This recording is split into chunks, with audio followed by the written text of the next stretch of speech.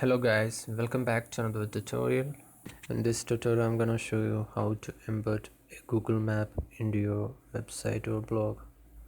So first of all, go to Google Map and tap your location.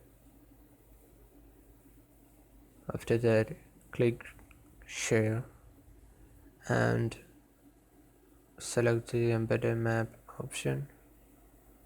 So you'll get a HTML code.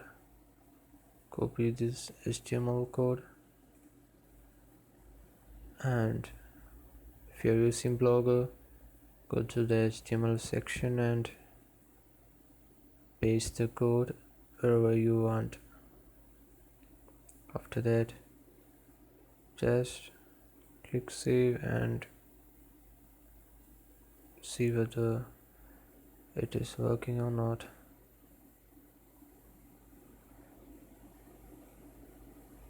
As you can see, it's working successfully. So that's all.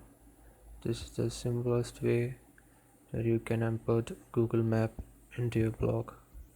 Thank you for watching.